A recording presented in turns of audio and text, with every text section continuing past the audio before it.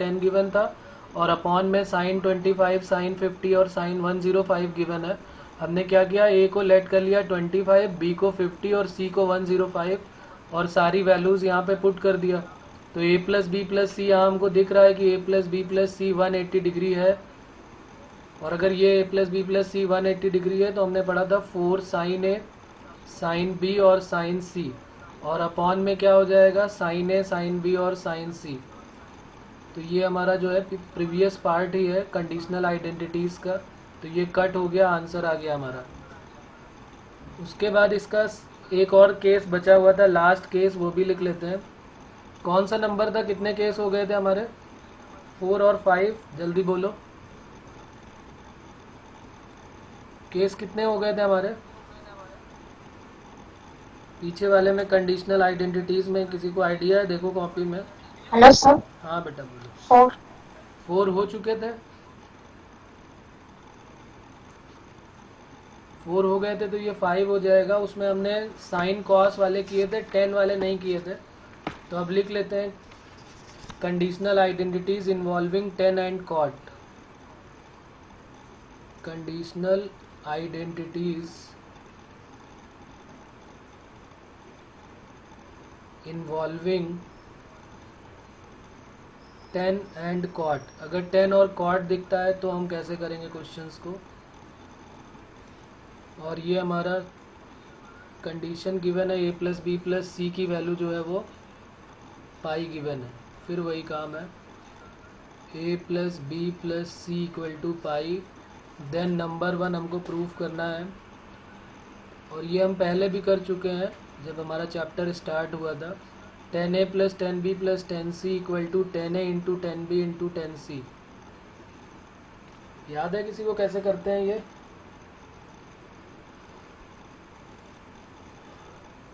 नहीं, चलो मैं बताता हूँ। a प्लस बी को हम लिख सकते हैं, c को 180, तो इसको लिख सकते हैं पाई माइनस सी, और बोथ साइड 10 ले लेते हैं। तो 10a plus B equal to क्या हो जाएगा, 10 पाई माइनस सी, और 10 180 माइनस थीटा क्या होता है, माइनस 10 थीटा। और यहाँ पर फॉर्मूला अप्लाई कर देते हैं, 10a plus 10b upon 1 minus 10a into 10b। और जैसे ही हम क्रॉस मल्टीप्लाई करेंगे तो हमारा रिजल्ट आ जाएगा 10a plus 10b equal to minus 10c और plus 10a into 10b into 10c। तो देखो रिजल्ट आ गया कि नहीं हमारा, 10a plus B plus 10c equal to 10a into 10b into 10c। 10a plus 10b plus 10c equal to 10a into 10b और into 10c। इसी को हम लिख लेते हैं sigma 10a equal to pi 10a। Sigma 10a का मतलब तीनों सिग्मा में प्लस में है और ये वाले तीनों पाई हैं प्लस में। उसके बाद क्वेश्चन नंबर 2 लिख लेते हैं। Question number 2, cot a cot b plus cot b cot c plus cot c cot a, इसकी वैल्यू 1 प्रूफ करनी है। ये कैसे करेंगे बताओ, किसी को आइडिया हो रहा देख के ये कैसे करना चाहिए हमको? क्या हम पूरा मेथड वही करें, फिर a प्लस बी प्लस लेके कॉट ले लें, या अपने इस रिज़ल्ट का यूज़ कर लें? जो हमारा रिज़ल्ट है ये, इसका यूज़ कर लेते हैं। देखो 10a plus 10b plus 10c कितना है, अभी हमने थोड़ी देर पहले ही प्रूफ किया कि 10a plus 10b plus 10c जो है वो इन दोनों तीनों का सम जो है इनके प्रोडक्ट की इक्वल है। और हमें इक्वल में यहाँ पर क्या लेके आना है, 1। तो इक्वल में 1 लाने के लिए हमें इसको किससे डिवाइड करना पड़ेगा? अगर हमें इक्वल में यहाँ 1 चाहिए, ये पूरा नहीं चाहिए, तो जो नहीं चाहिए उसी से डिवाइड कर देते हैं।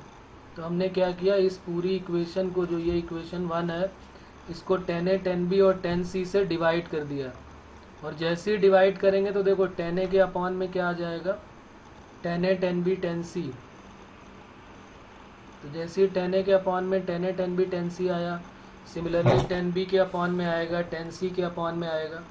तो हमारा वही रिज़ल्ट आने वाला है कि नहीं? देखो दिख रहा होगा सभी को, 10a 10b 10c और प्लस 10c अपॉन क्या हो जाएगा, 10a 10b और 10c, और इक्वल टू क्या हो जाएगा, 1। तो ये 10c से 10c गया, 10b से 10b और 10a से 10a, तो 1/10b क्या हो गया, cot b cot c plus cot c cot a और plus cot a cot b, और इसकी वैल्यू भी क्या आ गई 1। इसको हम ऐसे भी लिख सकते हैं, कई बार डायरेक्ट हमको इसका रिजल्ट पुट करना पड़ेगा, तो sigma cot a cot b क्या होता है 1। ये हमको कॉट वाले जो है ये सारे रिजल्ट हमको लर्न कर लेने चाहिए, क्योंकि बहुत छोटे छोटे से हैं, 10a plus 10b plus 10c, 10a into 10b into 10c, और कॉट ए कॉट बी का जो प्रोडक्ट का सम है वो 1 होता है। फिर इसके दो फॉर्मूले हाफ एंगल वाले भी हो जाते हैं, 10a/2 10b/2 इक्वल टू 1, ये हमको प्रूव करना है थर्ड वाला, sigma 10a/2 10b/2 equal to 1। चलो इसको कौन प्रूव करके दिखाएगा, ज़रा देखो, करो इसको, ट्राई करो एक बार, सेम मेथड से एक बार ट्राई करो। वही काम करना है हमको, पहले तो लिख लेता हूँ कि पूरा हमको करना क्या है, हमें सबके दो के प्रोडक्ट का सम निकालना है, 10a/2 10b/2 10b/2 10c/2 plus 10c/2 10a/2 equal to 1।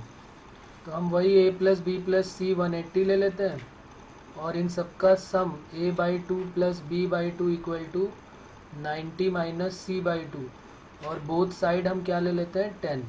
अब ज़रा देखो यही रिज़ल्ट आ रहा है क्या, तो ये भी बहुत इजी सा रिज़ल्ट है, 10 90 माइनस c/2,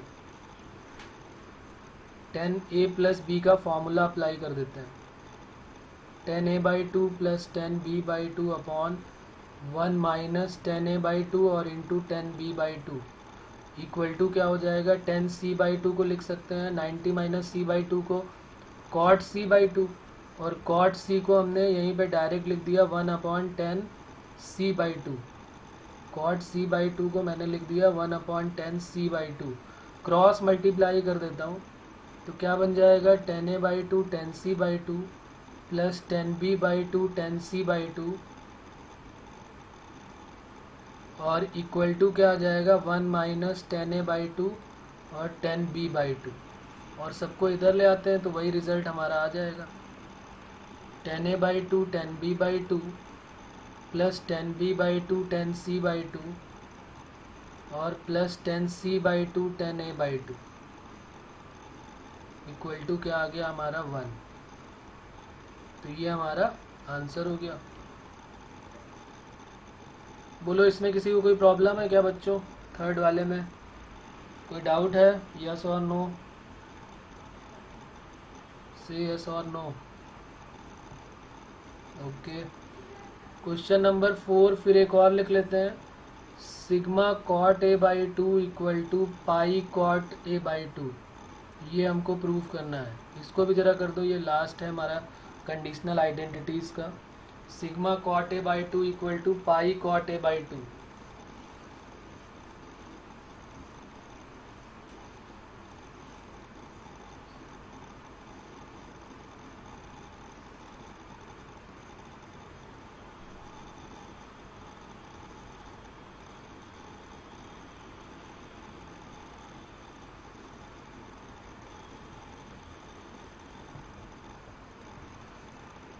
मतलब cot a/2 plus cot b/2 plus cot c/2 equal to हमें प्रूव करना है cot a/2 into cot b/2 into cot c/2। बताओ क्या करना चाहिए, कौन बताएगा इसमें, किसी को आइडिया हो रहा, देख के ऊपर वाले रिजल्ट को देख के कुछ आइडिया लग रहा है क्या कि भाई ये ऊपर वाला रिजल्ट ही है, बस ये काम कर दो तो ये हो जाएगा। इस रिजल्ट को ध्यान से देखो, इसको 3 3 2 2 के प्रोडक्ट का सम है, यहाँ इक्वल में 1 दिया हुआ है, लेकिन अब हमें इक्वल में 1 नहीं लाना, cot a/2 cot b/2 cot c/2 लाना है। तो हम इसी इक्वेशन को किससे डिवाइड कर दें, हाँ बेटा बोलो, 10a/2 इसी इक्वेशन को divided by 10a/2 10b/2 10c/2, और इसका नाम चलो इक्वेशन फर्स्ट रख देते हैं, इन इक्वेशन फर्स्ट यहाँ पर रख देते हैं, इक्वेशन फर्स्ट में डिवाइड करो, सीधे सीधे तुम्हारा सब कुछ कट होने वाला है, 10a/2 10b/2 के अपॉन में तीनों का प्रोडक्ट आएगा 10a/2 10b/2। यहाँ सिग्मा भी लगा देता हूँ, सीधे सीधे लिख देता हूँ 10a/2 10b/2 10c/2 1। ये दोनों कट हो गए तो सिग्मा 10c/2 बोलो या सिग्मा 10a/2 बोलो या 10b/2 बोलो, तीनों का सम आ जाएगा। तो सिग्मा 10 यहाँ पर, अच्छा यहाँ पर भी अपॉन में क्या आ जाएगा 10a/2 10b/2 और 10c/2। तो ये तो आ गया कॉट में, तो सिग्मा 10c/2 इक्वल टू आ गया कॉट a/2 कॉट b/2 और कॉट c/2। तो ये बात हमारी पहले भी हो चुकी थी, चाहे सिग्मा 10c बोले या सिग्मा 10a/2 बोले, बात एक ही है। इसका मतलब क्या होता है 10a/2 plus 10b/2 plus 10c/2।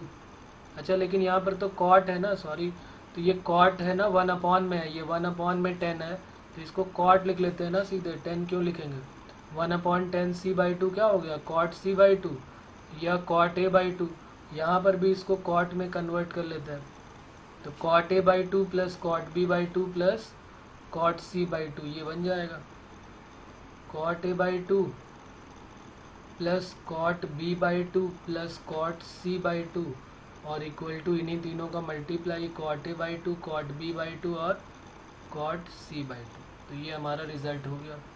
एक क्वेश्चन इस पे लिख लेते हैं, इजी सा क्वेश्चन है, जेई के प्रीवियस ईयर में पूछा गया है, ये हमारा होमवर्क हो जाएगा, ट्राई करना इसको। There exist a triangle ABC, ये अभी करो इसको, 2 मिनट का काम है, बहुत बड़ा काम नहीं है। Tangents of whose interior angle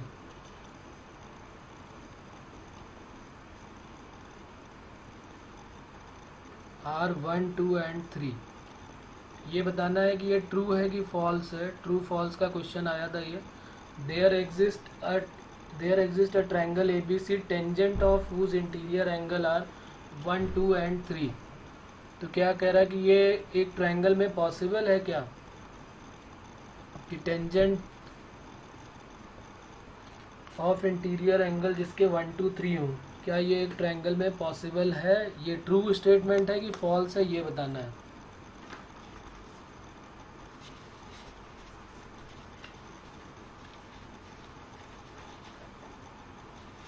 बताओ, किसी के दिमाग में कुछ बात बैठ रही हो तो बोलो।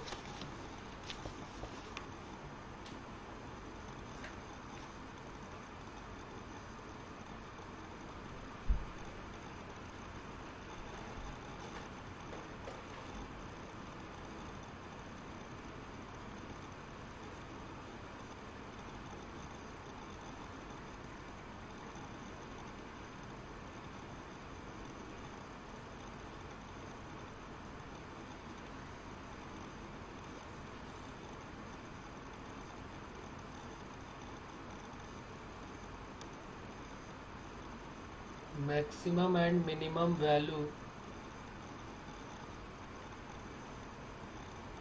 ऑफ ट्रिग्नोमेट्रिक फंक्शन, ये हमारा लास्ट आर्टिकल है ट्रिग्नोमेट्री का चैप्टर का, कि किसी फंक्शन के ट्रिग्नोमेट्रिक फंक्शन की मैक्सिमम और मिनिमम वैल्यू कैसे निकालेंगे। हाँ यस, क्या पूछ रहे हो बताओ, इसका फिगर।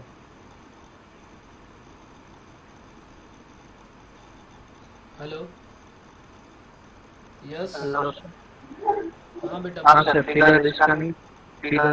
नहीं, कुछ फिगर वगैरह नहीं दिया हुआ है। इसका मतलब क्या है बता सकते हो, tangent of whose interior angle, इसका क्या मीनिंग क्या है, इसका मतलब क्या है। ये tangent of whose interior angle, इसका क्या मतलब है, ये जो लाइन लिखी है इसका क्या मतलब है। मतलब वो ट्रायंगल सर्कल के अंदर होगा और उसकी जो पॉइंट होगा वो टेंजेंट से। नहीं नहीं नहीं नहीं, गलत गलत गलत गलत।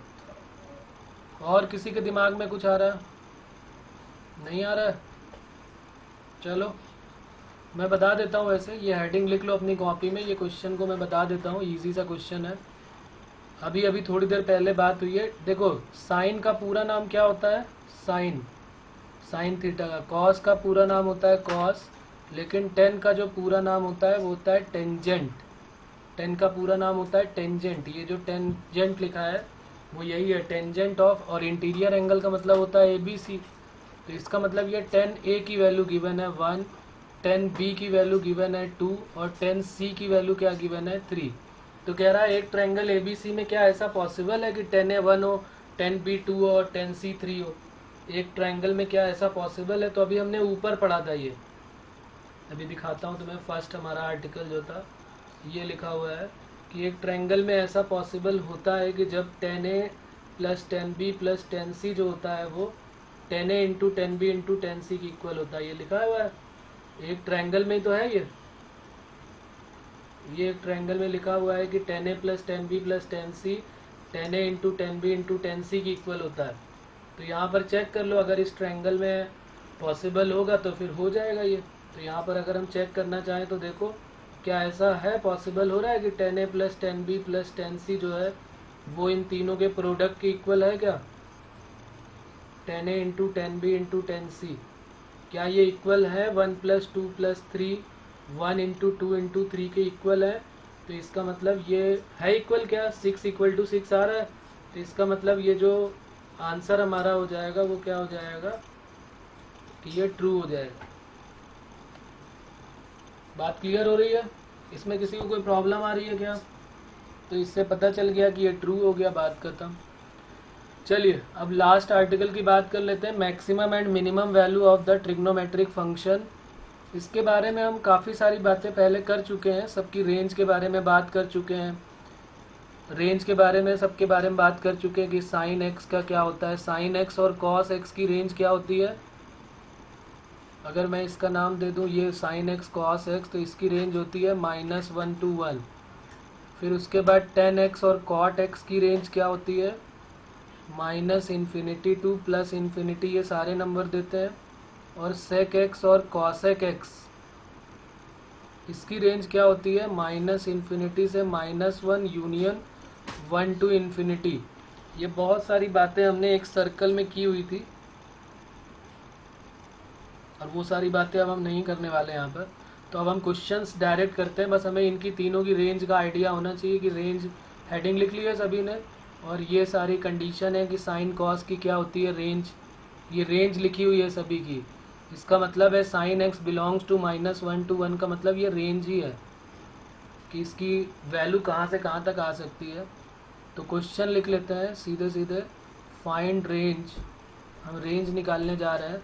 और जरा आप बताते जाओ, ये वैसे हमने पहले भी बात की थी जब हमने ग्राफ ऑफ ट्रिग्नोमेट्रिक फंक्शन पढ़ा था, तो हमने इनके बारे में बात की हुई थी कि रेंज कैसे फाइंड आउट करते हैं। नंबर 1 हमारा है साइन 3x, बताओ इसकी रेंज क्या होगी साइन 3x की। साइन के अंदर है x की पावर 100 है, इसकी रेंज क्या होगी, यह x की पावर 1000 है, चलो बड़ा कर लेते हैं। बताओ इसकी रेंज क्या होगी, जल्दी बताते जाओ इसकी रेंज क्या होगी, फर्स्ट वाले की रेंज। नहीं पता सभी को ये? हेलो हाँ इसकी -1 to 1 हो जाएगी, सही बता रहे हो तुम, यस। दोनों की हाँ second दोनों, one की। क्योंकि ये दोनों फंक्शन जो है वो साइन के ही है, बाहर कुछ मल्टीप्लाई नहीं दिया हुआ है। यहाँ पर इसके साथ केवल साइन ऑफ 3x दिया हुआ है। साइन ऑफ कोई भी एंगल हो, साइन बाहर अगर लगा हुआ है तो ये ऊपर लिखा हुआ है कि एंगल चाहे कुछ भी हो, अगर साइन बाहर है तो उसकी वैल्यू -1 से 1 के मिड में होती है।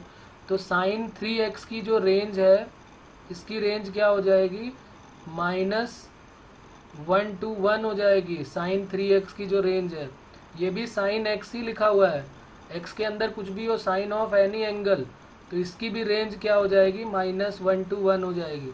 अगर मैं इस तरह से थर्ड क्वेश्चन दे देता यहाँ पर और कह देता बताओ जरा साइन 3 साइन x की रेंज क्या हो जाती, 3 साइन x की रेंज, तो 3 साइन x की रेंज क्या? हाँ तो हमें पता है, हम सीधे क्या करते हैं यहाँ पर वैल्यू रख देते हैं, 3 रखते हैं, और साइन x की रेंज हमें पता है -1 to 1 होती है। तो ये क्या बन जाता है -3 से +3, डायरेक्ट कर देते 3 साइन x। फिर इस तरीके का मैंने क्वेश्चन किया हुआ था कि अगर हमारे पास 5 cos x + 4 लिखा है तो क्या करेंगे, तो क्या करेंगे 5, इसकी भी रेंज बतानी है, इन सब की रेंज बतानी है। तो 5 cos x की हो गई -1 to 1 और +4, 5 का अंदर मल्टीप्लाई कर दो तो -5 से +5 और +4 दोनों में ऐड कर दो तो -5 + 4 क्या हो जाएगा -1 और 5 और 4 क्या हो जाएगा 9। तो 5 cos x + 4 sin x इसकी रेंज जो है वो क्या हो जाएगी 5 cos x + 4 sin x नहीं है +4 इसकी रेंज आंसर हो जाएगा -1 to 9। इसमें किसी को कोई प्रॉब्लम है क्या बच्चों? बात क्लियर हो रही है? अच्छा cos स्क्वायर x की रेंज क्या होगी जरा बताओ इसकी रेंज। cos स्क्वायर x की रेंज कौन बताएगा? बोलते जाओ cos स्क्वायर x।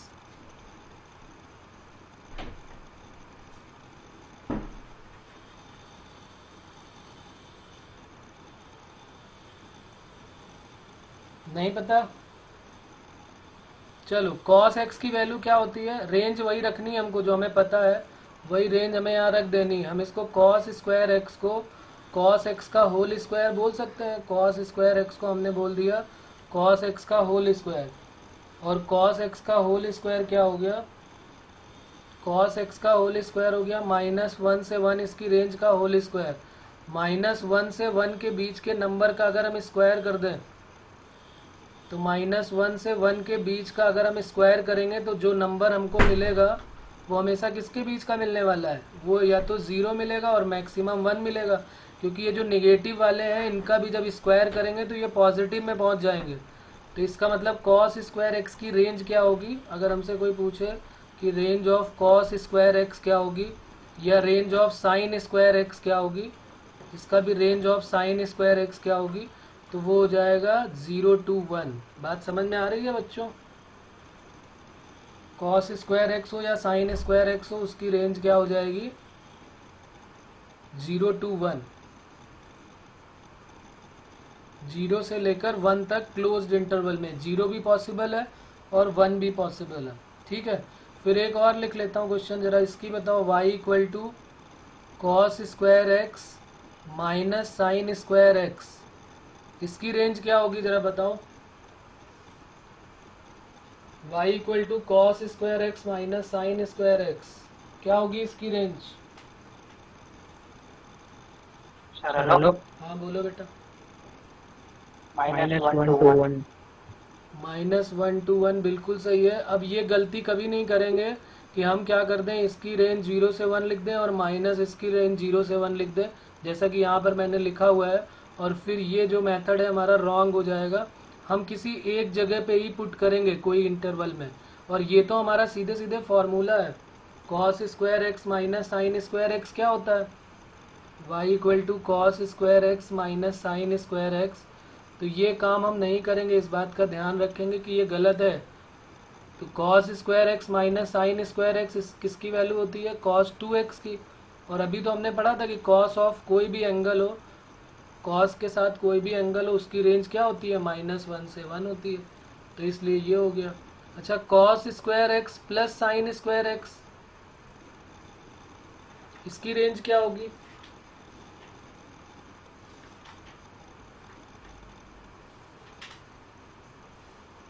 अरे ये भी तो हाँ ये तो फॉर्मूला है, ये तो हमेशा इसकी वैल्यू 1 ही होने वाली है।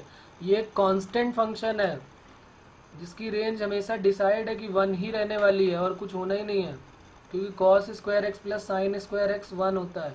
अच्छा जरा इसकी बताओ। y = 4 10x और into cos x 4 × 10x into cos x इसकी रेंज बतानी है क्या होगी? 4 × 10x इंटू cos x। हाँ बोलो। Hello sir. बोलो -4 to 4। -4 to 4 क्लोज्ड और ओपन? क्लोज्ड में। ओके, और कोई बताएगा?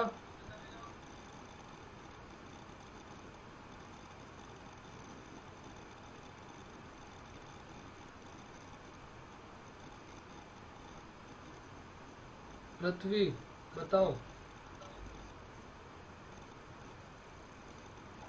हेलो। हाँ बेटा बोलो। Sir -4 to 4। क्लोज्ड। हाँ closed interval. Okay Anushka. Sir -4, 4 same है ना, क्लोज्ड।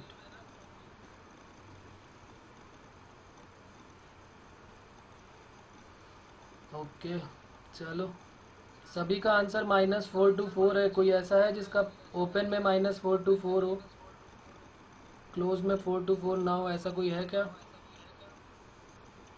और क्यों होगा ऐसा, ये भी रीज़न बताना पड़ेगा, क्योंकि -4 to 4 क्लोज्ड इंटरवल गलत है। देखो तुमने क्या किया, मैं यहाँ पे बताता हूँ तुमने क्या किया है। Yes, yes sir. देखो तुमने क्या किया, यहाँ पर 10 लिखा और फिर 10x को साइन अपॉन कॉस एक्स करिए और कॉस एक्स यहाँ पर किया, यही किया ना। Yes sir. और जैसे इसको कट कर दिया तो ये हो गया 4 साइन एक्स, और फिर सीधे सीधे हमने लिख दिया यहाँ पे 4 और साइन एक्स की वैल्यू -1 to 1, तो ये हो गया -4 to +4, यही किया है। Yes sir. गलत, क्यों गलत हो गया बताओ। अब सोचो, अच्छा क्यों गलत है, थोड़ा सा दिमाग लगाओ, पता चल जाएगा। सर एक्स की वैल्यू 90 हो सकती है। हाँ बस यही गलत कर गए ना हम।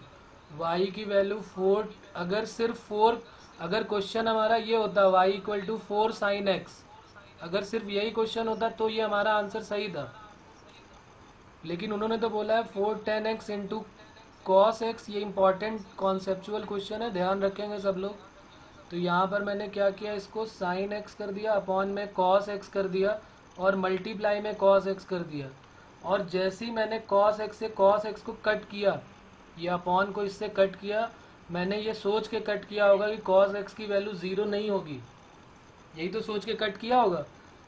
कई बार मैं ये बात बता चुका हूँ कि डिनोमिनेटर में जब भी कोई वैल्यू आए, ये जेई के प्रीवियस ईयर का है क्वेश्चन, अपॉन में जब भी कभी कोई वैल्यू आए, हमें हमेशा सतर्क हो जाना चाहिए कि डिनोमिनेटर कभी भी 0 नहीं होगा। यहाँ पर हमने वही गलती कर दी, डिनोमिनेटर को 0 सोचा नहीं कि 0 हो सकता है क्या, तो यहाँ पर cos x की वैल्यू 0 नहीं होगी, और cos x की वैल्यू 0 नहीं होगी तो इसका मतलब x की वैल्यू क्या नहीं होगी, π/2 नहीं होगी। 90। और अगर 90 नहीं होगी तो साइन x की वैल्यू तो अगर हम जैसी रखेंगे, तो अगर साइन x की वैल्यू अगर हम देखेंगे तो साइन x यानी ये हो जाएगा साइन 90, तो साइन 90 की वैल्यू क्या 1 हो पाएगी क्या? अगर x की वैल्यू नॉट इक्वल टू 90 है तो क्या साइन 90 1 हो पाएगा क्या? तो इसका मतलब जो साइन x हमारा बचा था उसकी जो रेंज है अब क्लोज्ड इंटरवल में नहीं रहने वाली है, वो ओपन में हो जाएगी। तो हमारा जो आंसर है वो -4 to 4 हो जाएगा। ये y की जो वैल्यू है y belongs to -4 to 4 open interval में, ये हमारा आंसर करेक्ट होगा। ये बहुत इंपॉर्टेंट पॉइंट है, ध्यान रखें, बहुत गलतियां होती हैं यहाँ पर। प्रॉब्लम किसी को नहीं? ओके चलो फिर दूसरा क्वेश्चन एक और करते हैं। नेक्स्ट क्वेश्चन है हमारा, अगर हमारे पास कुछ इस टाइप का क्वेश्चन आता है y = a sin x + b cos x, question ये हमारा range of find range of y = a cos x + b sin x। तो देखो इसको हम कैसे निकालते हैं a cos x + b sin x का, इसको तो पहले हम याद ही कर लेते हैं कि जो इसकी रेंज होती है y बिलोंग्स टू माइनस के √a² + b² से प्लस के √a² + b² के मिड में होती है। ऐसा हमको लर्न कर लेना है कि इसकी रेंज जो y = a cos x + b sin x है, इसकी रेंज ये होती है। अब ऐसा होता क्यों है वो अभी हम बात करते हैं कि ऐसा क्यों होता है। तो इसको प्रूव कर लेते हैं, ये भी एक इम्पॉर्टेंट फार्मूला है, इसको क्वेश्चन नहीं बोल सकते, ये एक इम्पॉर्टेंट फार्मूला है और कई बार जेई में पूछा गया है ये कि अगर y = a cos x + b sin x हमें दिखाई दे तो उसकी रेंज ये होनी चाहिए y = -√a² + b² से प्लस के √a² + b² के मिड में। अब देखो कैसे ये होता है उसके बारे में बात करते हैं। y = हमको गिवन है a cos x + b sin x।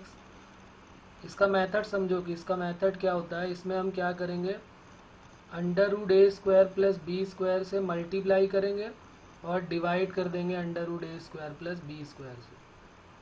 यहाँ पर मैंने इसको under root A square plus B square से मल्टीप्लाई किया। क्यों किया अभी समझ में आएगा। यहाँ पर ये इसको सॉल्व करने का मेथड होता है। यहाँ मैंने क्या किया लिख देता हूँ कि divided by under root A square plus B square, under root A square plus B square से डिवाइड कर दिया। तो y इक्वल टू ये क्या हो जाएगा 1 upon under root A square plus B square, और a के अपॉन में आ जाएगा under root A square plus B square cos x, और b के अपॉन में आ जाएगा under root A square plus B square sine x. ठीक है, अब यहाँ पर क्या होने वाला है समझो। यहाँ पर इसको मैंने लेट कर लिया, इस वाले पार्ट को मैंने लेट कर लिया कि ये जो है वो साइन एक्स है, या साइन अल्फ़ा लेट कर लेता हूँ। एक काम करता हूँ साइन अल्फ़ा। अच्छा, अगर इसको मैंने साइन अल्फ़ा लेट कर लिया a upon under root A square plus B square को, हाँ बोलो सर ये डिनोमिनेटर में कैसे आया root A square plus B square? बिल्कुल बिल्कुल बिल्कुल, एक मिनट। अरे ये डिनोमिनेटर में नहीं, ये मल्टीप्लाई में होना चाहिए भाई। अपॉन में एक वैल्यू तो ले गया हूँ मैं। ओके, तो ये तो अंडर रूट मल्टीप्लाई में हो जाएगा ना, under root A square plus B square, ये उल्टा लिख दिया। Under root A square plus B square multiply में चला गया। अच्छा, यहाँ पर हमने इसकी वैल्यू को अल्फ़ा लेट कर लिया, तो sine alpha perpendicular upon hypo हो गया, तो ये ए हो गया और ये हो गया under root A square plus B square. Base कितना होगा इसका, बी हो जाएगा। अगर हम पाइथागोरस थ्योरम का यूज़ करेंगे तो बेस बी हो जाएगा। तो इसका नाम क्या हो जाएगा, जो ये वाला पार्ट है, अगर ये साइन अल्फ़ा है तो ये क्या बन जाएगा कॉस अल्फ़ा। तो देखो यहाँ पर कोई फार्मूला बन रहा है क्या, ये sine alpha cos x plus cos alpha sine x, ये फार्मूला बन जाएगा साइन ए प्लस बी का।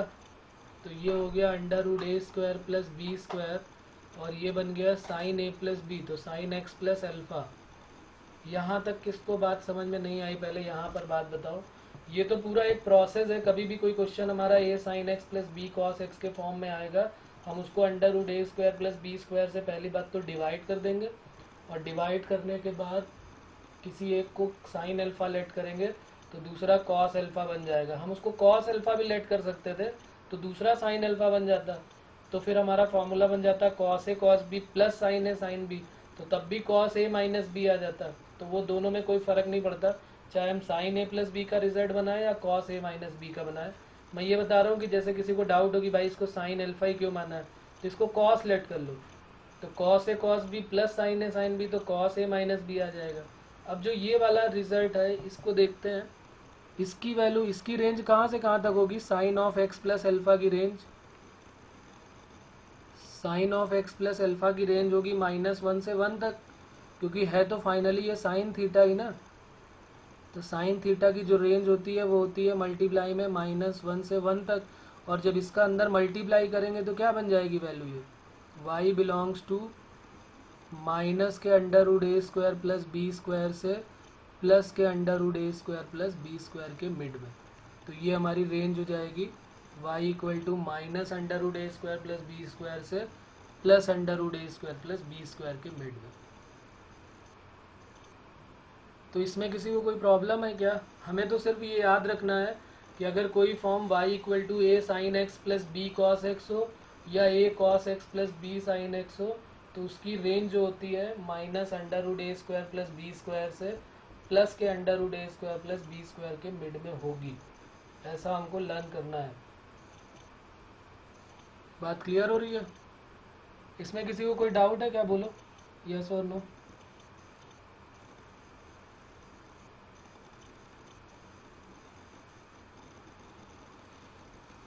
तो जरा एक क्वेश्चन का फिर आंसर बता देते हैं। y equal to sine x plus cos x, इसकी रेंज बताओ क्या होगी, फाइंड रेंज। इसकी रेंज बतानी है sine x plus cos x की। दूसरा है y equal to 3 sine x minus 4 cos x. अब चाहे प्लस हो या माइनस हो, कोई भी हो, उसमें दोनों में यही काम चलेगा। चाहे y इक्वल टू यहाँ पर माइनस भी होता तब भी कोई दिक्कत नहीं थी, यहाँ पर लिख लेंगे, यहाँ पर भी मैं लिख देता हूँ। चाहे प्लस हो या माइनस हो, प्लस हो या माइनस हो, किसी के लिए भी हमारे पास यही सेम बनने वाला है रिजल्ट। कि अगर हम माइनस का भी हो a cos x minus b sin x, तब भी उसकी रेंज जो है वो माइनस के under root A square plus B square से प्लस के under root A square plus B square के मिड में होगी। तो पहले वाले का आंसर क्या आ जाएगा? हेलो, बोलो। -√2 हाँ बिल्कुल सही है। ए की वैल्यू 1 है और बी की वैल्यू भी 1 है। ये देखो 1 1 दिख रहा है सभी को। तो हम पहले वैल्यू निकाल देंगे under root A square plus B square की, जो कि 2 आ जाएगी। 1 + 1 2। तो हमें क्या करना है, माइनस से प्लस तक का आंसर दे देना होता है। तो माइनस के √2 से प्लस का √2 हो जाएगा। दूसरे का भी आंसर साफ साफ दिख रहा होगा। y बिलोंग्स टू क्या होने वाला है? अरे a की वैल्यू 3 है और b की वैल्यू 4 है। -5 हाँ, तो under root A square plus B square करेंगे 5 हो जाएगा। तो -5 से +5 के मिड में हो जाएगी। तो यहाँ पर x सेम होना चाहिए, इस बात का ज़रूर ध्यान रखेंगे। जैसे मैं बोल दूँ 3 sin x + 4 cos y, इसकी रेंज बताओ, तो क्या तब भी यही फार्मूला वैलिड होगा? तब ये फार्मूला वैलिड नहीं है, इस बात का ध्यान रखेंगे। जब यहाँ पर दोनों x और x एंगल सेम होगा तभी ये फार्मूला आएगा, नहीं तो यहाँ पर वैलिड नहीं है। बात क्लियर हो रही कि नहीं? जब दोनों का एंगल सेम होना चाहिए। अगर यहाँ पे थीटा की जगह 2 थीटा हो, 4 थीटा हो, 5 थीटा हो, कोई भी क्वेश्चन हो हमारा, y = जैसे मान लिया हमारे पास है 5 sin 3x + 12 cos 3x, इसकी रेंज बताओ। तो इसकी रेंज क्या हो जाएगी? इसकी रेंज बतानी है 5 sin -13 हाँ, ये 5 है और ये 12 है। तो पक्की बात है 5 और 12 का जब पेयर बनाते हैं तो 13 बनता है। तो ये बन जाएगा range y belongs to -13 to +13 हो जाएगा। बोलो इसमें कोई प्रॉब्लम है क्या बच्चों? तो एक क्वेश्चन लिख लेते हैं, थोड़ी सी क्लास अभी और चलेगी तो परेशान होने की ज़रूरत नहीं, थोड़ी सी लंबी लूँगा मैं क्लास, अभी 10-15 मिनट और लूँगा। ठीक है, डिस्टरबेंस हो गया था। किसी को कोई प्रॉब्लम तो नहीं है?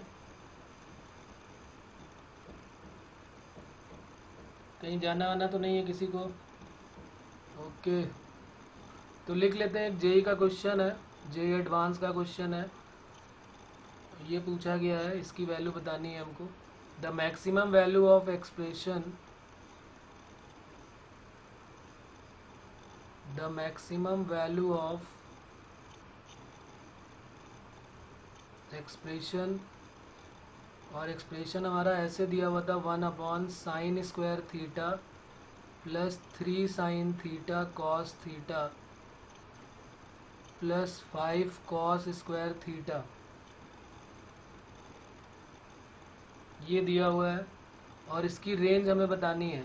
The maximum value of the expression is, और ये 2010 का क्वेश्चन है, 2010 जेई एडवांस का।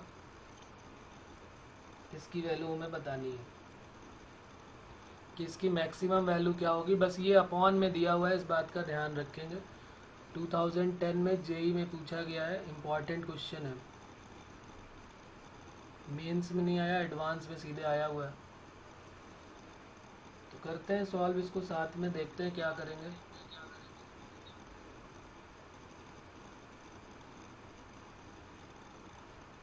सर 1/9 कैसे? मैक्सिमम वैल्यू पूछिए, तो साइन और कॉस की मैक्सिमम वैल्यू तो 1 होती है। नहीं नहीं नहीं नहीं, ये तो बहुत गड़बड़ बात कर दी। फिर इतना पढ़ने का हमारा फ़ायदा क्या हुआ? फिर तो हम यहाँ पर भी 1 वैल्यू रख सकते थे ना, जितने सारे क्वेश्चन थे यहाँ पर सब में तो हम मैक्सिमम रख सकते थे। सर यहाँ पर तो रेंज पूछी थी ना, यहाँ पर तो रेंज पूछी थी। अच्छा, वहाँ पर रेंज पूछी थी, तो मैक्सिमम वैल्यू और मिनिमम वैल्यू का मतलब क्या होता है? मैक्सिमम वैल्यू और मिनिमम वैल्यू का मतलब क्या होता है मेरे भाई? मैक्सिमम वैल्यू और मिनिमम वैल्यू का मतलब रेंज ही होता है। रेंज का मतलब ही है मैक्सिमम वैल्यू। ये जो अगर मैं इससे पूछूं कि इसकी मैक्सिमम वैल्यू क्या है, अगर ये फंक्शन की अगर मैं पूछूं कि y की मैक्सिमम वैल्यू क्या है, तो वो है 13, और y की मिनिमम वैल्यू क्या है, तो वो है -13। रेंज का मतलब ही यही है। ओके, बात क्लियर है ना? तो ये कन्फ्यूज़न नहीं रहना चाहिए, बाकी लोगों को भी नहीं रहना चाहिए। जो भी डाउट आता है मन में ज़रूर पूछते रहें, क्योंकि अभी अगर कोई प्रॉब्लम है तो समझ में आ जाएगा तो बात क्लियर हो जाएगी, बाद में डाउट लेके घूमने का कोई फ़ायदा नहीं है। तो देखो यहाँ पर हम कैसे करेंगे, यहाँ पर अच्छा एक बात हमको ये बता दो बस, ये तो मैं कर दूंगा सॉल्व, मैंने तुम्हें इसे देखने के लिए दिया हुआ है, अभी तो मैं इसको सॉल्व कर दूंगा। पहले तुम ये बताओ कि अगर किसी फंक्शन की अगर हमारा ये फंक्शन, इसको मैंने एफ एक्स लेट कर लिया, तो अगर ये 1/f(x) है, जैसा कि यहाँ दिख रहा, मैं इसको f x equal to let कर लूँगा यहाँ पे sine square theta plus 3 sine theta cos theta और प्लस 5 कॉस स्क्वायर थीटा। तो अगर हमें 1/f(x) की मैक्सिमम वैल्यू निकालनी है, अगर हमें 1/f(x) की मैक्सिमम निकालनी है तो f(x) को क्या होना पड़ेगा, ताकि 1/f(x) मैक्सिमम हो सके तो f(x) को क्या होना पड़ेगा। सीधी सी बात है, अगर कोई हमारे पास फ्रैक्शन है, उसका न्यूमरेटर गिवन है और डिनोमिनेटर गिवन है, तो डिनोमिनेटर उसका जितना कम होगा, जिसका उसका डिनोमिनेटर, किसी फ्रैक्शन का डिनोमिनेटर जितना कम होगा उस फंक्शन की वैल्यू ज़्यादा बड़ी होगी ना, और जिसका डिनोमिनेटर ज़्यादा बड़ा होगा उस फंक्शन की वैल्यू सबसे कम होती जाएगी। तो अगर 1/f(x) की वैल्यू मैक्सिमम चाहिए तो इसका मतलब f(x) को क्या होना पड़ेगा। अरे भाई सीधी सी बात है कि अगर किसी का डिनोमिनेटर हम छोटा रखते चले जाएं, बहुत छोटा कर दें, तो उस फंक्शन की वैल्यू बढ़ती जाएगी। 1/10 है, 1/100 कर लो, 1/1000 कर लो, कुछ भी कर लो, तो ये वैल्यू छोटे होते जाएंगे। तो डिनोमिनेटर जितना बड़ा होता जाएगा उस फंक्शन की वैल्यू उतनी कम होती जाएगी। तो ये हमें ध्यान रखना है कि 1/f(x) को अगर मैक्सिमम करना है तो f(x) की मिनिमम वैल्यू हमको पता होनी चाहिए कि f(x) की मिनिमम वैल्यू क्या होगी। तो कुल मिला के हमें f(x) की मिनिमम वैल्यू निकालनी है। अब इस f(x) की मिनिमम वैल्यू कैसे मिलेगी ये बताओ।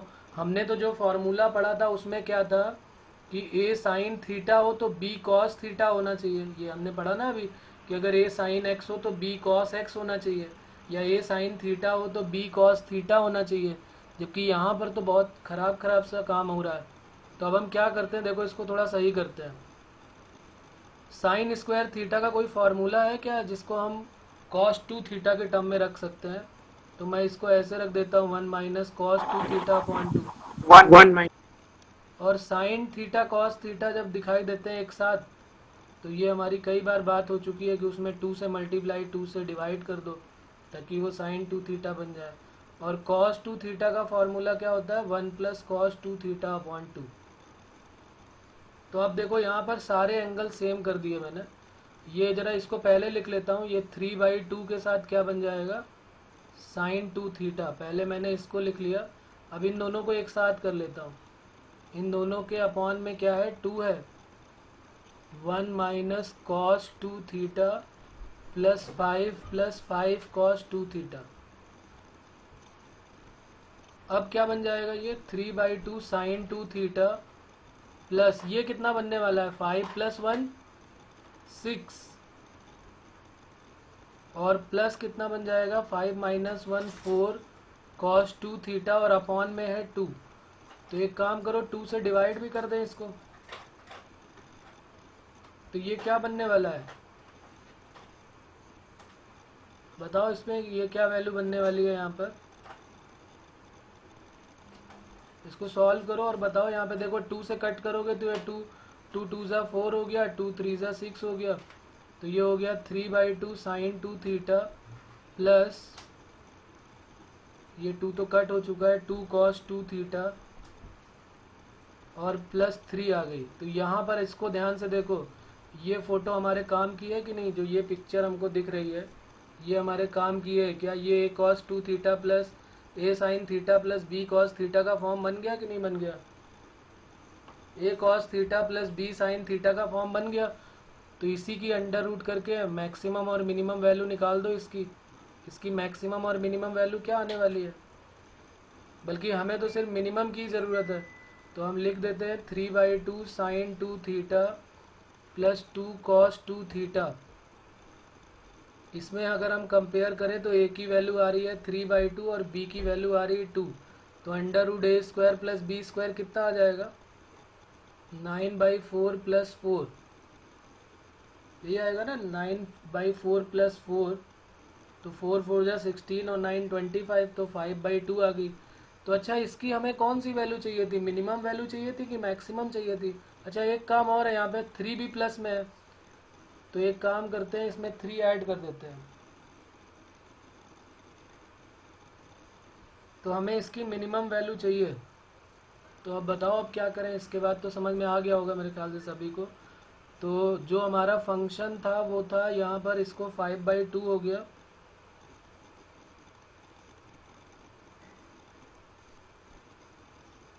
और अब यहाँ पर हमें इसकी मिनिमम वैल्यू चाहिए। ये तो इसकी मैक्सिमम वैल्यू हो गई। हमें यहाँ पर हमने लिखा हुआ था कि हमें f(x) की मिनिमम वैल्यू चाहिए, तो इसकी मिनिमम वैल्यू क्या हो जाएगी, -5/2।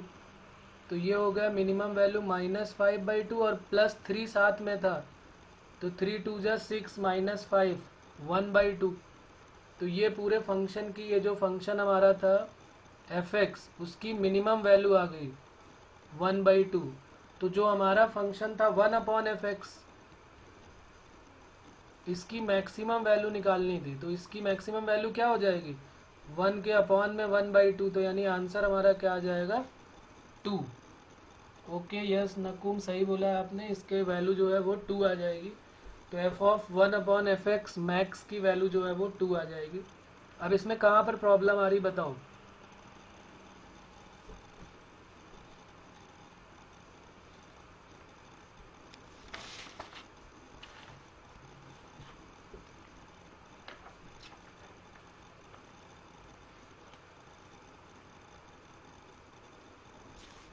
क्लियर है ये सभी को। चलो ठीक है, तो फिर अगला क्वेश्चन एक और लिखते हैं। इसमें परफेक्ट स्क्वायर मेथड की रेंज कैसे निकालते हैं वो भी देख लेते हैं।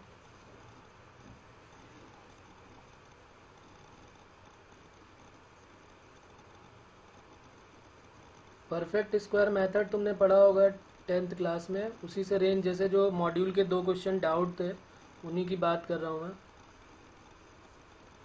रेंज ऑफ क्वाड्रेटिक फंक्शन, जो क्वाड्रेटिक फंक्शन साइन कॉस में थे उनकी रेंज कैसे निकालते हैं, तो उसके लिए हमें परफेक्ट स्क्वायर मेथड निकालना पड़ता है। तो परफेक्ट स्क्वायर मेथड क्या होता है, ज़रा एक क्वेश्चन देता हूँ तब बात क्लियर होगी। y की वैल्यू हमको गिवन है, क्वेश्चन नंबर 1 है हमारा, find range of y = cos square x -4 cos x + 13।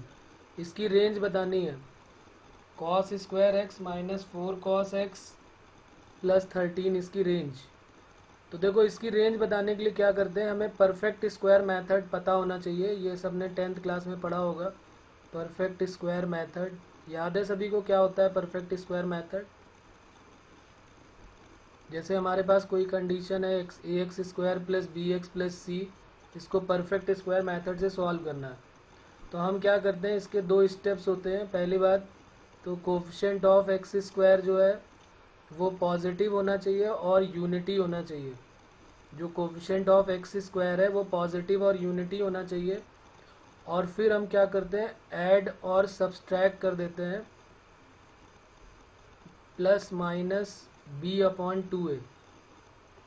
ये कहाँ से आता है, हम क्या करते हैं, कोफिशिएंट ऑफ x का हाफ करते हैं और उसके स्क्वायर को ऐड और सब्सट्रैक्ट कर देते हैं।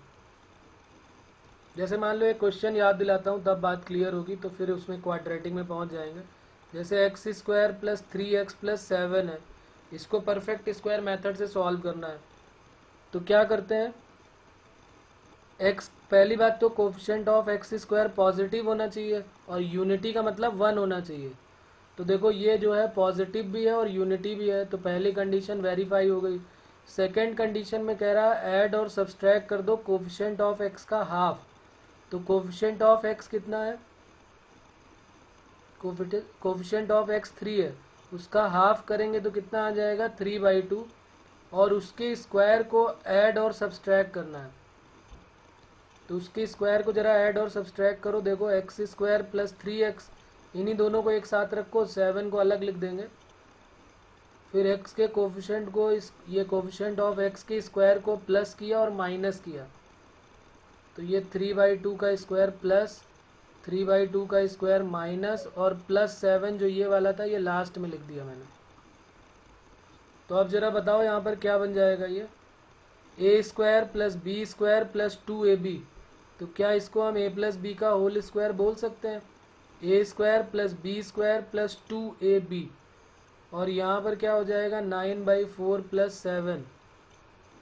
तो ये बन गया x प्लस 3/2 का होल स्क्वायर और 4 ले लिया एलसीएम, तो माइनस का 9 और प्लस का 4 7 जा 28। तो ये बन गया परफेक्ट स्क्वायर। यही हमको परफेक्ट स्क्वायर बनाना है। इसको तो सॉल्व कर ही लेंगे, क्या आने वाला है 19/4 हो जाएगा ना ये। लेकिन ये हमारे पास परफेक्ट स्क्वायर बन गया। ये सबको याद है, ये हमने 10th क्लास में सीखा होगा, सभी ने सीखा होगा 10th में। परफेक्ट स्क्वायर मेथड होता है, एक होता है क्वाड्रेटिक फार्मूले का यूज़ करके क्वाड्रेटिक को सॉल्व करना, एक होता है परफेक्ट स्क्वायर मेथड। तो ये वही है परफेक्ट स्क्वायर मेथड। याद है सभी को? मैंने याद दिला दिया वैसे सभी को। ये कंप्लीटिंग स्क्वायर, हाँ बिल्कुल सही है। तो ये हमें ध्यान रखना है कि कोफिशिएंट ऑफ एक्स जो है वो पॉजिटिव होना चाहिए। अच्छा देखो, जैसे मान लो ऐसा कोई क्वेश्चन मिलेगा, जैसे अभी एक क्वेश्चन ऐसा मिल जाएगा y इक्वल टू माइनस का 3x² प्लस 4x प्लस 9। इसको परफेक्ट स्क्वायर बनाओ। तो इसको कैसे परफेक्ट स्क्वायर बनाओगे? इसके लिए कोफिशिएंट ऑफ x² पॉजिटिव होना चाहिए और यूनिटी होना चाहिए। तो जो भी x² का कोफिशिएंट है उसको कॉमन ले लिया, पूरा का पूरा -3 कॉमन हो गया। तो ये बन गया माइनस का 4/3x। कांस्टेंट को तो बिल्कुल बाहर कर दिया, 9 को बाहर कर दिया। अब उसके बाद कोफिशिएंट ऑफ x यहाँ पर कितना है? कोफिशिएंट ऑफ x अगर हम ध्यान से देखें तो यहाँ पर है माइनस का 4/3, उसका हाफ करेंगे तो हाफ करेंगे तो आ जाएगा माइनस का 2/3 और उसके स्क्वायर को ऐड और सब्सट्रैक्ट कर देंगे। तो यानी कि 2/3 का स्क्वायर ऐड और सब्सट्रैक्ट होगा तो परफेक्ट स्क्वायर ऐसे बन जाएगा x² माइनस 4/3x प्लस 2/3 का स्क्वायर प्लस किया माइनस किया और प्लस 9 किया। तो ये क्या बन गया -3 ऑफ x माइनस 2/3 का whole square a² plus b² minus 2ab। और माइनस का ये कितना हो गया 4/9 और प्लस 9 साथ में आ गया। कुल मिला के हमको इसको परफेक्ट स्क्वायर बनाना था, जो कि ये बन गया। ये भी मेथड तुम्हारे उसमें 10th में था, इसको समझ में आया होगा कि अगर x² का कोफिशिएंट पॉजिटिव या यूनिटी नहीं है तो पहले हमको पॉजिटिव करना पड़ेगा। हाँ, डिवाइडेड बाई -3 बोलो या -3 कॉमन कर लो, बात एक ही है। तो ये दोनों मेथड अब हमारे इसमें काम आएंगे। जैसे हम पहला क्वेश्चन अपना ले लेते हैं और इसका आंसर बताओ तुम लोग। cos² minus 4 cos x plus 13 question है हमारा। y इक्वल टू, ये लिख लिया ना सभी ने? जिसको आइडिया नहीं वो ज़रूर इसको लिख लेंगे, ये इम्पॉर्टेंट है क्योंकि इसके क्वेश्चन सब ऐसे ही होने वाले हैं। cos² x minus 4 cos x plus 13 perfect square इसको बनाओ। कोफिशिएंट ऑफ x² पॉजिटिव है और यूनिटी है, तो x का कोफिशिएंट है -4, उसका हाफ किया तो 2। तो 2 के स्क्वायर को प्लस और माइनस करके इसको परफेक्ट स्क्वायर बना देते हैं और इसका आंसर निकाल देते हैं। तो cos² x minus 4 cos x और x के कोफिशिएंट का स्क्वायर किया तो +4 -4 प्लस 13। तो ये क्या बन जाएगा cos x माइनस 2 का होल स्क्वायर और 13 - 4 9 आ गया। तो y की वैल्यू आ गई cos x माइनस 2 का होल स्क्वायर प्लस 9। यहाँ तक किसी को कोई प्रॉब्लम है? बोलो यस और नो, से यस और नो बेटा। ये परफेक्ट स्क्वायर मैंने यहाँ पर बना दिया। अब उसके बाद देखो, अब इसके बाद की कहानी वही पुरानी है कि cos x की रेंज क्या होती है -1 to 1 और उसमें -2 करना है और फिर उसका स्क्वायर करना है और 9 को ऐड कर देना है। तो -1 और -2 कितना हो जाएगा -3। भाई -1 में -2 और माइनस करेंगे तो -1 -2 -3 और 1 - 2 क्या हो जाएगा 1 - 2 -1 हो जाएगा और प्लस 9। अब इसके बाद मुझे कौन बताएगा कि -3 - 1 का स्क्वायर जो है वो किसके किसके मिड में रहने वाला है? -3 से -1 के बीच का स्क्वायर, -1 से -3 के बीच का स्क्वायर किसके किसके बीच में रहने वाला है? बोलो। -3 से -1 के बीच का जो स्क्वायर है वो किसके किसके बीच में रहने वाला है? अरे सीधी सी बात है, ये -3 का स्क्वायर कितना हो जाएगा? 9, और 1 का स्क्वायर कितना हो जाएगा?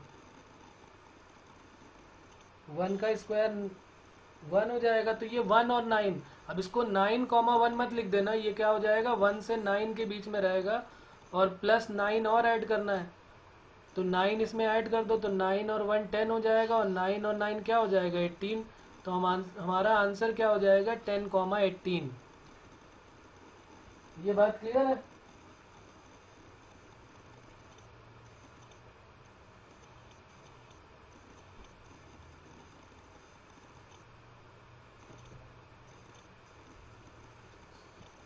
उसके बाद एक क्वेश्चन मॉड्यूल का भी देख लेते हैं। यहाँ पर लिखा हुआ था y = 12 sin थीटा, ये हमसे डाउट भी पूछा गया था। अब इसको कर लेना। एक क्वेश्चन और भी इसी टाइप का था, वो भी डाउट था।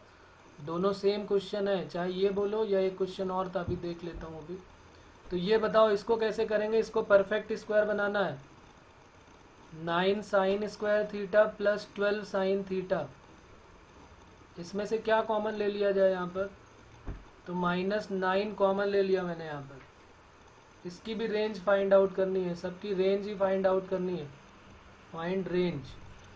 तो ये बन गया माइनस का हो गया sign coefficient of x square positive और यूनिटी कर लिया, तो -9, और ये हो गया माइनस का 12/9 साइन थीटा। तो 12 और 9 को कट कर दो, 3 3 जा 9, 3 4 जा 12, तो ये हो गया माइनस का 9 sign square theta -4/3 sine theta. और अब x के कोफिशिएंट का हाफ कर देते हैं, 4/3 का हाफ, तो 4/3 का हाफ हो जाएगा 2/3, और उसके स्क्वायर को ऐड और सब्सट्रैक्ट कर देते हैं, ब्रैकेट के अंदर ही उसके स्क्वायर को ऐड और सब्सट्रैक्ट कर देते हैं। तो -9 हो गया, और ये बन गया साइन थीटा -2/3 का होल स्क्वायर। साइन थीटा -2/3 का होल स्क्वायर, और ये आ गया माइनस का 4/9। यहाँ तक बात क्लियर है? 9 से अंदर मल्टीप्लाई कर देते हैं, तो ये बन जाएगा माइनस का 9। अच्छा एक काम करो ना, यहीं पे वैल्यू पुट कर दो, माइनस का 9 हो गया साइन थीटा -2/3 का होल स्क्वायर, और प्लस ये 9 कट हो जाएगा तो 4 आ जाएगा। अब जरा वैल्यू देखो साइन थीटा की वैल्यू कहाँ से कहाँ तक लाई करती है। तो ये हो गई -1 to 1 और -2/3, और इसका भी क्या हो गया है? होल स्क्वायर और +4 -9। अब ये बताओ -1 में -2/3 को माइनस करोगे तो क्या मिलने वाला है? 3 1 जा 3 और 2 5/3, और 1 में से 2/3 को माइनस करोगे तो 1/3, तो ये वैल्यू आ जाएगी -5/3 to 1/3, और इसका होल स्क्वायर +4। अब देखो दोनों के अपॉन में 3 है, यहाँ भी 3 है और यहाँ भी 3 है, और स्क्वायर है, तो 9 बाहर आ जाएगा। तो ये 9 को बाहर ले लिया मैंने। -5 से 1 का होल स्क्वायर +4। अब बताओ -5 से 1 का होल स्क्वायर किसके मिड में आएगा? -5 से 1 से लेकर -5 के बीच का स्क्वायर जो है वो किसके किसके मिड में आएगा? ये कौन बताएगा? 1 से लेकर नमस्कार बेटा सर 1 से 25 तक 1 से 25 तक आएगा। 1 to 25 -5 से 1, पक्की बात है?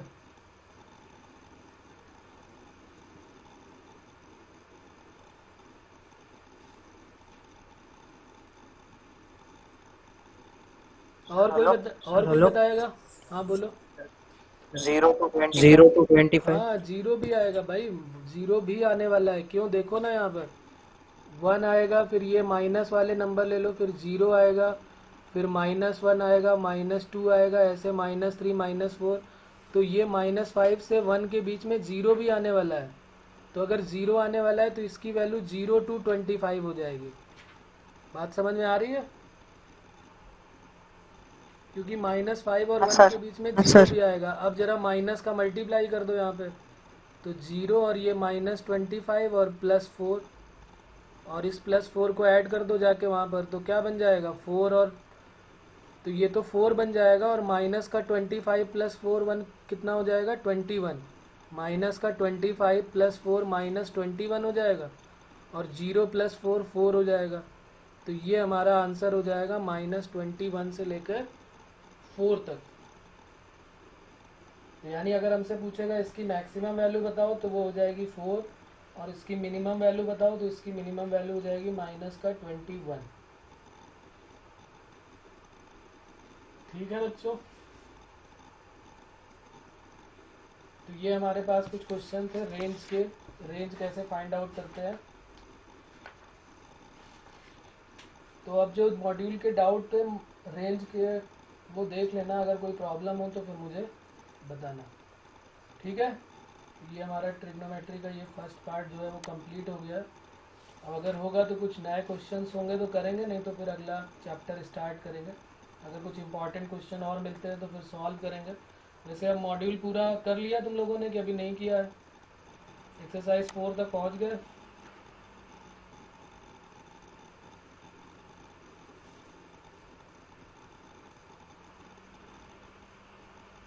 एक्सरसाइज 4 के क्वेश्चन किसी ने ट्राई किया है क्या? ओके ठीक है, थोड़ा जल्दी करो, एक्सरसाइज 4 तक पहुँचो, क्योंकि अब हमारा जो भी करने वाला काम था वो कंप्लीट हो गया है। तो अब तुम्हें क्वेश्चन ही क्वेश्चन करना है, और फिर जो मैंने वो दिशा पब्लिकेशन की बुक भेजी हुई है 42 ईयर्स की, उसको सॉल्व करना है। ओके चलिए, तो ठीक है, बाकी फिर नेक्स्ट टर्न पे करेंगे जो भी होगा। Okay bye bye.